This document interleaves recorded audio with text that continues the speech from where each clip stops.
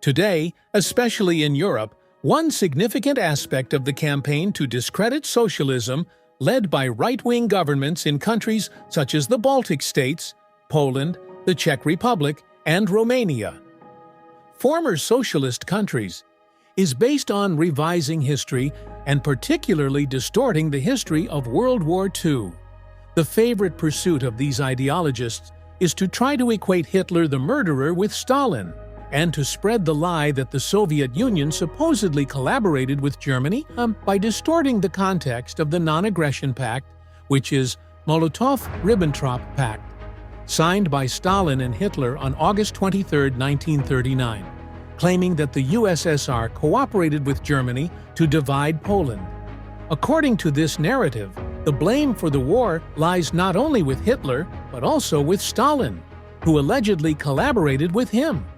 For this purpose, the content of history lessons taught in schools is being changed, aiming to equate the Soviet Union with Nazi Germany in the minds of the new generation. Meanwhile, due to the dysfunction of the primary education system and the general ignorance of students and the public, which is already world-famous, it is not surprising that most students in the United States are unaware that the USSR was an ally of the United States in World War II. Similarly, in Japan, the aggressiveness of the United States is glossed over in schools. However, prior to the Non-Aggression Pact between the USSR and Germany, Western imperialists turned a blind eye to Hitler's aggressive policies because they believed his ultimate target was the USSR.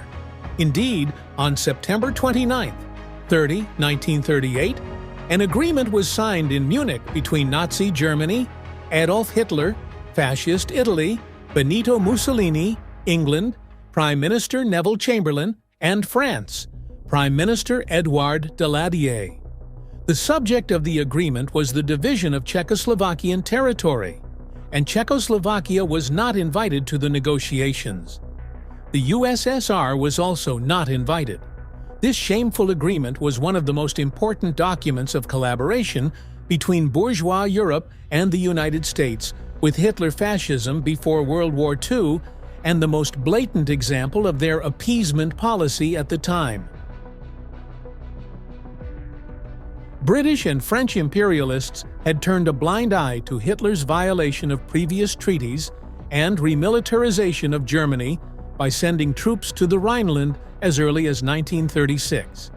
Yet, the military power of fascist Germany was certainly not sufficient, for example, against France alone. Intervention at that time could have thwarted Germany's expansionist ambitions.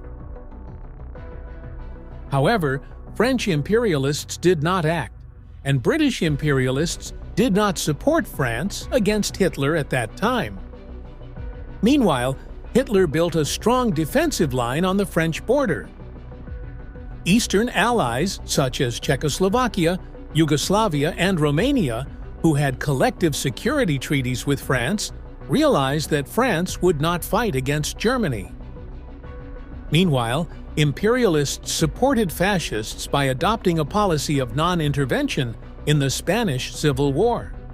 Thus, by the time 1938 arrived, the policy of non-intervention by the imperialists had turned into a policy of appeasing Hitler's appetite. In March 1938, Hitler easily achieved the annexation of Austria, and then through the Munich Agreement, he annexed the Sudeten region of Czechoslovakia, where 3.5 million Germans lived. Czechoslovakia was left with no choice but to surrender helplessly.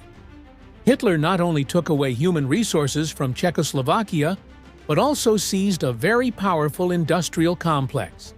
At its core were the unrivaled Skoda iron and steel factories and arms factories in Europe.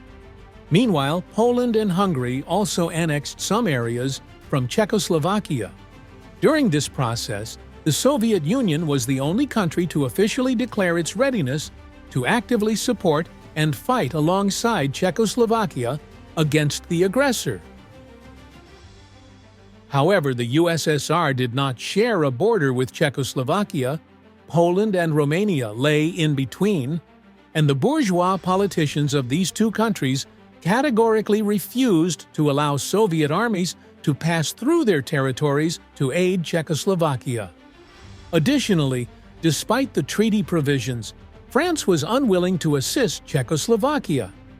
According to the collective security treaties signed in May 1935 with Czechoslovakia and France, the USSR could only assist Czechoslovakia if France itself intervened to help Czechoslovakia. Despite all this, the Soviet government stated that it would aid Czechoslovakia against the German attack. However, British and French envoys in Prague pressured President Beneš to accept Hitler's demands. Thus, British and French imperialists showed the whole world that they would not fight against Hitler, would not cooperate with the USSR, and had no intention of involving the USSR in Europe's security issues. These imperialists saw that Hitler's next target would be Soviet Ukraine. Therefore, they thought, let Hitler crush the communists. Depending to its alliance with Hitler, Poland harbored dreams of territorial expansion from the USSR and the Baltic countries. But soon it became a victim itself. Indeed, Poland demanded Vilnius, the capital of Lithuania. However, the Soviet Union's announcement of active support for Lithuania prevented this. Meanwhile, Hitler's popularity soared as he annexed the Sudetenland without firing a shot. Hitler supported pro-German discrimination in Slovakia within Czechoslovakia and eventually occupied the entire country.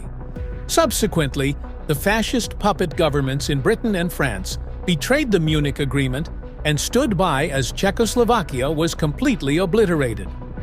By the time 1939 arrived, the entire collective security system in Europe had collapsed.